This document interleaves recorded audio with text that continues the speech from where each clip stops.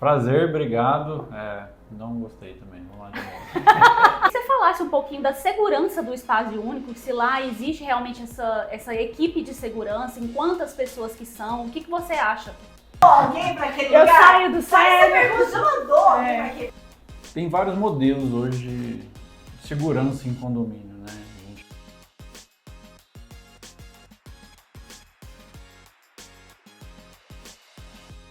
Começando o segundo episódio do Sindicast Extraordinário, o podcast do Síndico Extraordinário.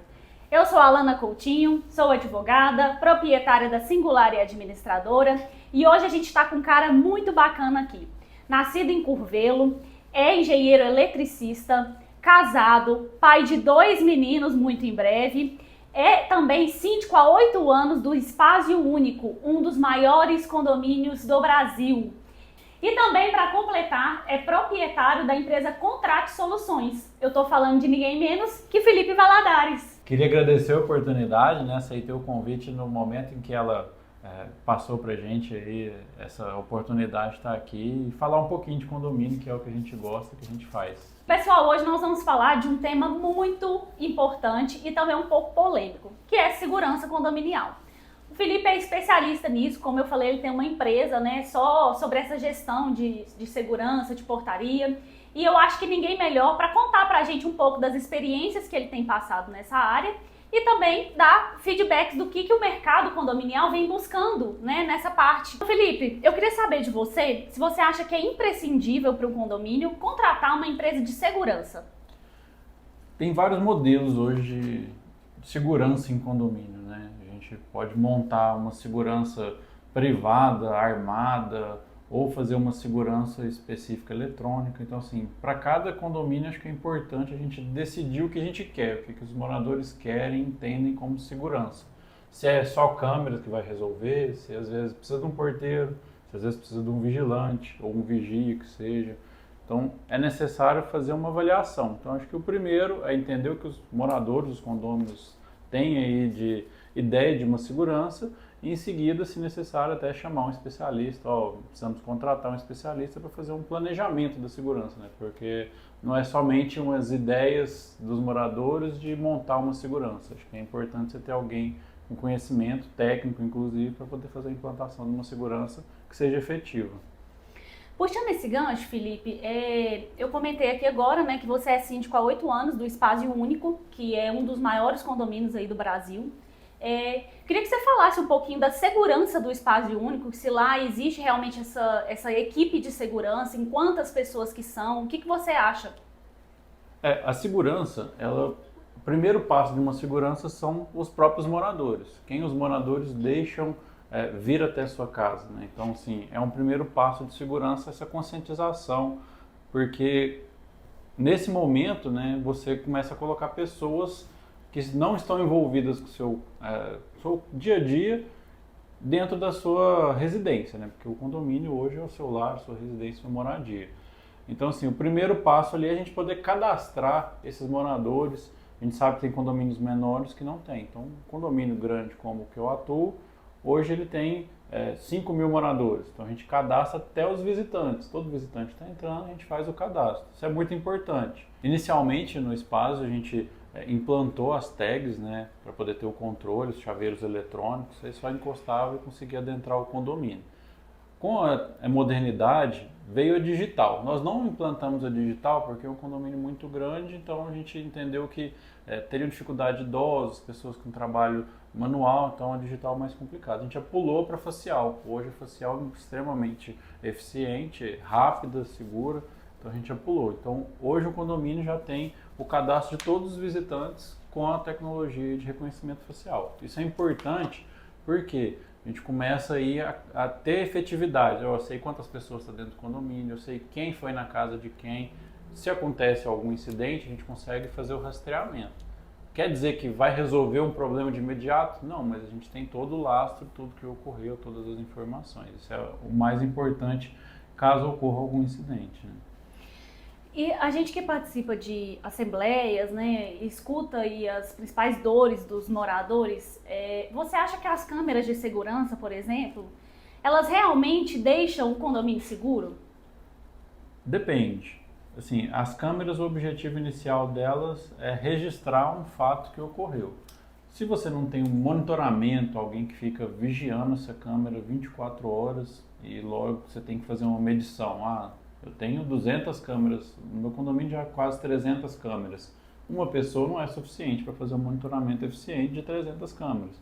Você vai fazer uma redução ali de algumas áreas, por exemplo, para ele poder ter uma visualização. Mas hoje é humanamente impossível o ser humano visualizar a quantidade de câmeras. Então, tem tecnologias hoje que ajudam movimentação, esquecer objetos, mas isso ainda está sendo implementado em condomínios. Hoje são tecnologias mais caras, né? Mas as câmeras, ela é utilizada mais para inibir, né, uma ação, uma situação que possa ocorrer e um registro, né? O objetivo ali é registrar. Ocorreu um fato, vamos tentar identificar. Os moradores às vezes têm a ilusão que vai gravar ali a imagem por 30, 60 dias. Né? Essas câmeras, normalmente, até pelo volume de câmeras, tem que se adequar nesse volume. 15 dias, 7 dias, porque se o fato ocorreu um período muito longo, às vezes vai atrapalhar essa visualização aí. Você não vai conseguir, vai perder essa imagem. E até puxando o gancho, tem aquela questão também que às vezes o morador acha que ele pode utilizar daquela imagem, né, da câmera de segurança para alguma coisa que acontecer e tudo. E até nisso a gente tem que pensar na segurança de quem está aparecendo naquelas imagens, né? Então realmente tudo dentro do condomínio hoje ele gira em torno de segurança, né? Sim, a gente tem que também observar que as câmeras elas são justamente como você falou, para segurança. E algumas pessoas podem tentar utilizar de má fé para invadir a privacidade do outro. Que hora que o fulano está entrando, ciclano. Então, assim, a gente tem que ter até essa segurança, né? A gente alinha muito com o setor jurídico, principalmente, de não pegar uma imagem dessa e já enviar para o morador. Porque, igual você falou, vai ter pessoas ali que podem não fazer parte da ação ou do ocorrido, que podem acabar sendo envolvidas sem ter o conhecimento. Então, se a gente faz um filtro, o morador tem acesso à imagem? Tem. Às vezes você chama ele, senta, apresenta a imagem. É algo grave. Aí realmente vai envolver polícia, judiciário, é uma outra situação que as imagens podem ser disponibilizadas. Mas você enviar para o morador porque ele quer ver aquela imagem do fato que ocorreu, a gente não recomenda. E entrando um pouco nessa questão do acesso facial, há um tempo atrás eu participei de uma reunião e o pessoal falou que as novas tecnologias permitem que a facial cadastrada já puxe um banco de dados direto da polícia para saber se aquela pessoa tem alguma passagem, alguma questão assim, que ela deva alguma coisa para a justiça. Eu queria que você falasse um pouco desse acesso facial, né, que está sendo tão utilizado agora dentro dos condomínios, e se ele realmente tem uma prevenção contra crimes. Alguns condomínios já conseguem fazer o vínculo, né? Esse vínculo a gente tem que pensar assim, tem que fazer convênio junto com a PM para que ela possa ter acesso. Normalmente esse convênio é mais relacionado às placas, né, dos veículos, para que você faça integração no banco de dados, não é algo simples, não é todo mundo que consegue.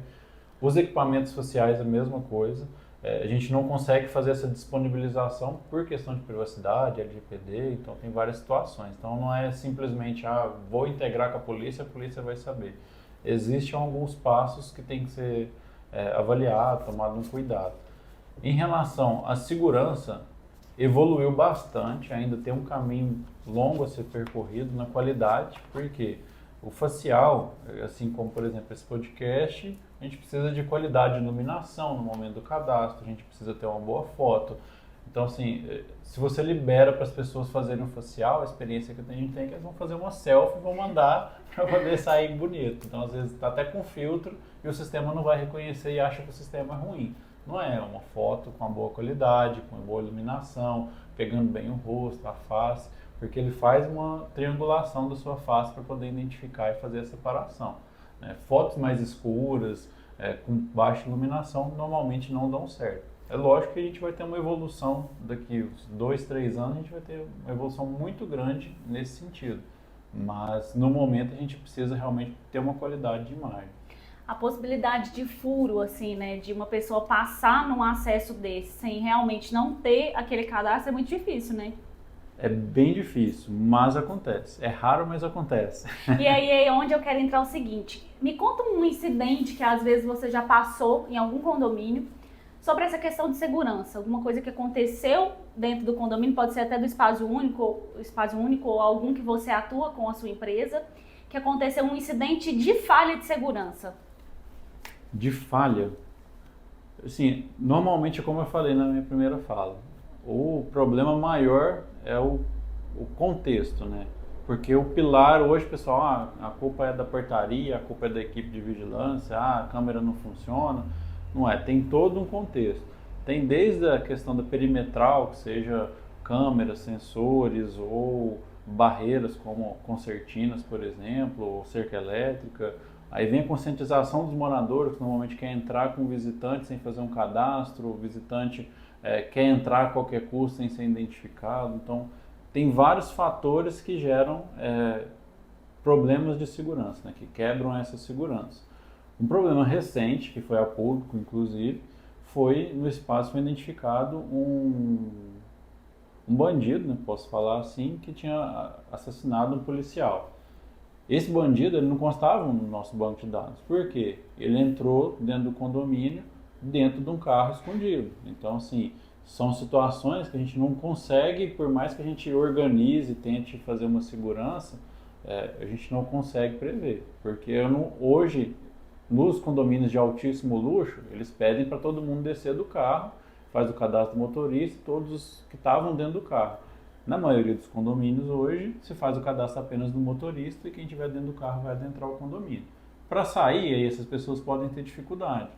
Nesse caso, nós identificamos pelas câmeras, entrou dentro do condomínio, estava dentro do veículo, mas a gente não fez o cadastro dele, porque era um visitante que estava junto com outro morador. O morador, sim, ele estava todo identificado, inclusive também teve problemas com a polícia, porque foi um dos motivos que puxou e encontrou esse outro rapaz. Então, assim, uma coisa vai levando a outra. Normalmente, essas pessoas não causam tumulto, não causam problemas, barulho dentro de condomínio, essas pessoas são mais tranquilas. Mas a polícia sempre está em contato conosco, então ela está sempre conversando, tem como você ver se fulano mora aí. Então a gente faz toda uma investigação junto com eles para poder identificar. Normalmente a polícia nem vem direto na pessoa, ela já sabe que está convivendo com o outro, então ele vai puxando as informações até conseguir chegar na pessoa. Felipe, no início aqui do Sindicast, você falou que o essencial, né, o principal é que os moradores participem, né, dessa segurança do condomínio, que eles auxiliem nisso, né? E a gente sabe que condomínio é um pouco complicado, né? A gente tem de tudo dentro de um condomínio, principalmente um condomínio tão grande, por exemplo, como o Espaço Único. Então, assim, é importante que os moradores eles participem do plano de segurança do condomínio? Com certeza. Montar esse plano de segurança em conjunto do síndico, da administração, fazer um plano diretor, principalmente quando o condomínio está sendo implantado, né? Por quê? Lá você vai fazer um plano diretor. Inicialmente vai ter X câmeras, depois a gente vai ter Y, porque muitas vezes as pessoas até fazem investimentos aleatórios. Vamos colocar a câmera aqui, ali. Na verdade, se você fizer um planejamento, você consegue até economizar. Normalmente o condomínio adora realmente redução de custo, pouco gasto. Então, se você fizer um planejamento de uma infraestrutura, por exemplo, seu gasto inicial é maior, mas depois você consegue evoluir de forma mais tranquila. E esse planejamento, eu estou falando mais de eletrônica, né, na parte técnica, mas vai também de como vai ser as abordagens, como vai ser o cadastro. Tem que informar os moradores, o cadastro vai ser feito só via aplicativo, em caso de portarias virtuais, por exemplo. O contato, como que vai ser a tratativa. Tem situações que você vai pegar condomínios com pessoas mais idosas, pessoas mais jovens. Então, assim, esses conflitos de geração também são necessários ser estudados dentro de um plano de segurança, porque você vai envolver com o prestador de serviço, terceiros, o próprio funcionário, síndico, os moradores. Então, assim, são várias pessoas que vão tentar, a todo momento, uma quebra de segurança. Então, assim, é importante você planejar para poder conseguir ter uma boa entrega. Vamos entrar numa questão polêmica, porque aqui nesse podcast a gente gosta de polêmicas.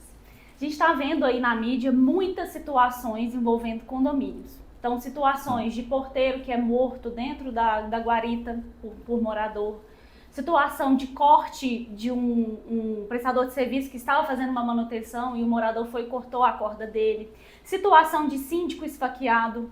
Então, são N situações que agora cada vez mais isso vem à mídia e gera insegurança para quem mora dentro de um condomínio, para prestadores de serviço, para o próprio síndico também. Eu queria ouvir um pouco de você, enquanto síndico, como que você atua diante de algumas situações que você tem dentro do condomínio? O que você faz para tentar minar esse tipo de situação? São situações, aí falando mais como síndico, que elas não são, vamos falar assim, do nada a pessoa fez. São situações que elas vão gerando um estresse e vão aumentando, então até causar situações como essa. Então, por exemplo, o morador que cortou a corda do prestador de serviço que estava pintando o prédio, está fazendo um benefício para todo mundo.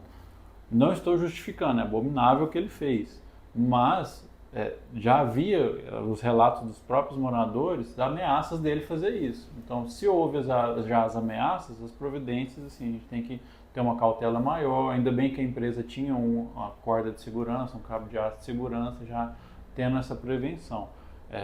Outras situações, começa a ter conflito entre ali, os moradores, normalmente andar de cima, andar de baixo, ou do próprio bloco. Nesses casos, prosseguir com principalmente os registros, né, notificações, vídeos, fotos, o que for necessário. No meu condomínio, por exemplo, a gente tem um caso de expulsão que a gente levou em assembleia e agora está em juízo, né, por conta de situações de conflito entre vizinhos. Aí, infelizmente, a gente fica aguardando a situação da Justiça do Brasil. Não é algo que fica agora nas mãos do síndico ou dos moradores, né? Se a pessoa está com receio, aí realmente é um outro passo, tentar também entrar na Justiça, pedir uma liminar, por exemplo. Mas são situações que vão gerando conflito que a gente tem que tentar evitar no início. Não tem resolução, aí realmente é tentar buscar a polícia, a Justiça, porque pode gerar aí um desgaste e via fatalidades, né? E Felipe, você já foi ameaçado alguma vez? Já tive algumas ameaças. Algumas, assim, a gente entende que era no calor do momento, outras já mais sérias, que a gente toma as providências, faz boletim de ocorrência para se resguardar.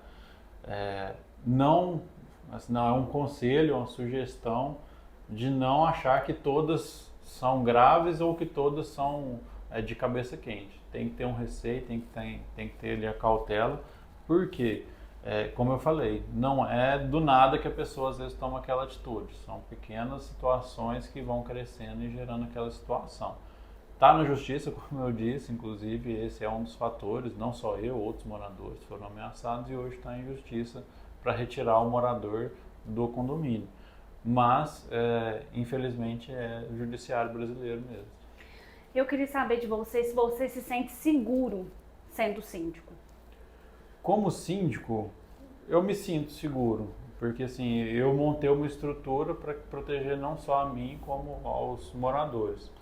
Como morador, aí é uma outra situação, porque eu não dependo somente, vamos falar assim, do síndico, eu dependo dos outros moradores. Então, às vezes, como morador, eu vou ter um receio do que o meu vizinho está fazendo, do que o meu vizinho trouxe que eu não conheço, independente seja meu vizinho do bloco ou de outro bloco. Então, nesse contexto, a gente sempre em condomínio, a gente tem que ter esse receio. Normalmente as pessoas mudam para um condomínio achando justamente que vai ter mais segurança. Mas, na verdade, você vai ter um respaldo, às vezes, do que ocorreu, como câmeras, como uma filtragem de quem está entrando ali, pelo menos um cadastro de quem está entrando. Mas, como eu disse, depende de vários fatores, né? Como síndico, como eu disse, a gente faz todas as tratativas, câmeras, procedimento de segurança, abordagem de notificações, de situações que a gente acha de risco, instalação de alarmes, assim, todas essas questões de segurança a gente implanta. Até mesmo na assembleia, né? Você falou aí da situação do síndico esfaqueado em assembleia, a gente toma segurança, coloca ali para as pessoas em si, não só como um síndico, a assembleia se sentir seguro, leva mais segurança quando a gente vê que é um assunto mais polêmico, né? Então, assim, é questão de realmente planejamento. Dependendo da assembleia, agora é permitido, né, ter uma assembleia virtual, que aí cada um da sua casa acho que fica mais tranquilo, ninguém vai se confrontar.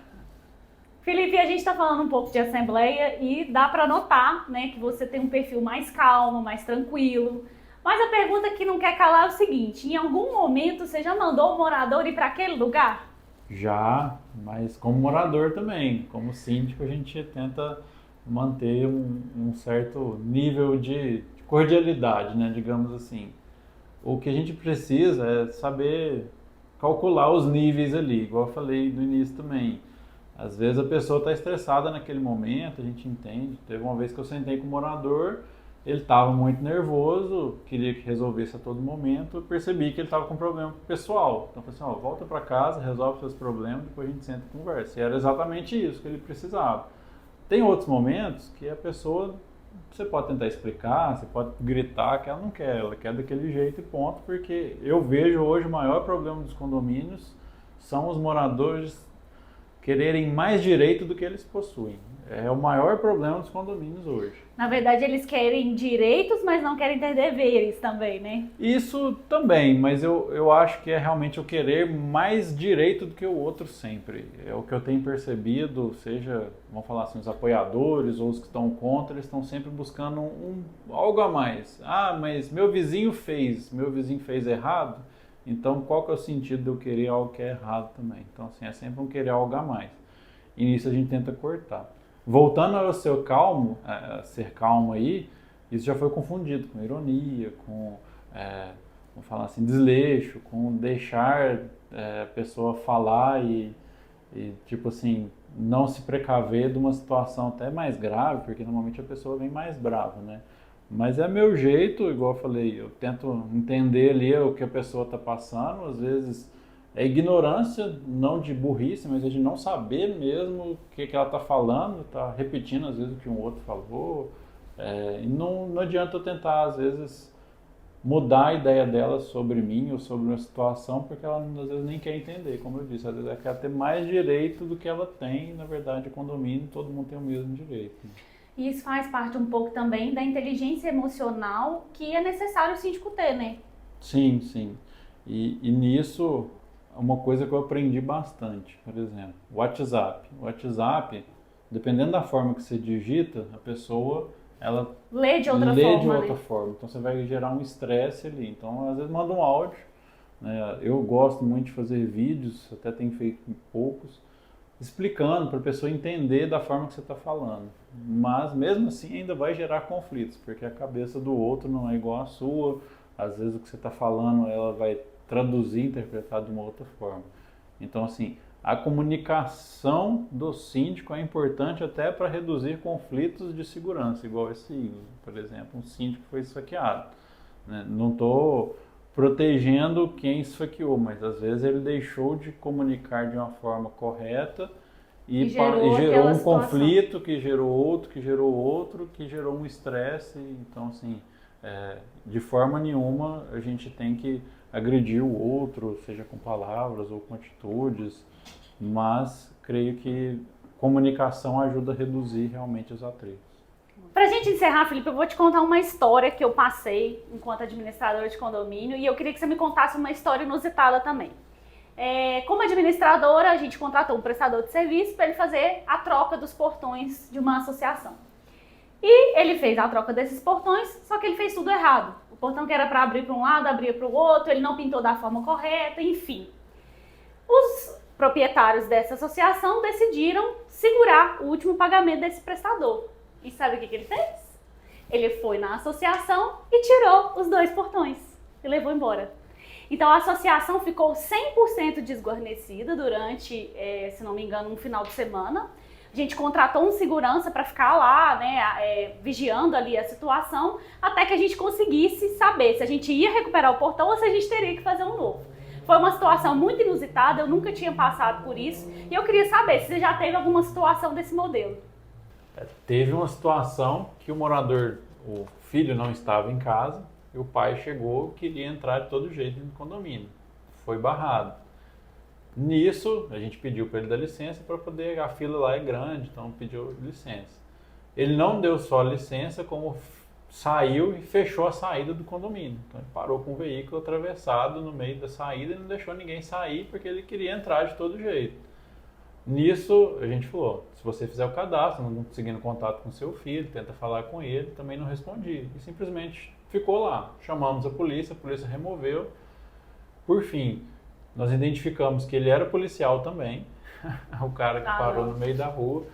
O filho dele tentou processar a gente, porque a gente abriu o boletim de ocorrência e tudo mais, mas a gente acabou fazendo um acordo que não ia denunciar o policial nessa situação, porque ele tirou o direito de ir e vir das pessoas simplesmente porque o filho dele não respondia. Então ele queria adentrar o condomínio a qualquer momento. É o que eu falo muito, de novo. Quer um direito a mais do que o do outro. Quer entrar forçado. Quer buscar ali uma solução brasileira que normalmente as pessoas estão acostumadas. Bom, Felipe, eu quero te agradecer. Se a gente for ficar falando aqui, a gente tem 1000 histórias para contar, né? Ainda mais esse tema de segurança, que é um tema tão polêmico, tão atual, sempre, né? Então a gente vai encerrar por aqui. Te agradeço muito a sua presença. Obrigada por ter aceitado o convite do Sindicast. E a gente vai encerrando o segundo episódio do nosso Sindicast Extraordinário. Não deixem de seguir as nossas redes sociais, o nosso canal no Spotify, o nosso canal do YouTube, nosso Instagram e principalmente o nosso site, sindicoextraordinario.com.br. Felipe, obrigada de coração mesmo por você ter vindo. Eu que agradeço a oportunidade. Já está aceito o convite para os próximos, para a gente contar mais casos aí de condomínio. Fazer o merchan também, @Contrato Soluções e @Felipe Síndico. Sigam os Instagrams. Um beijo!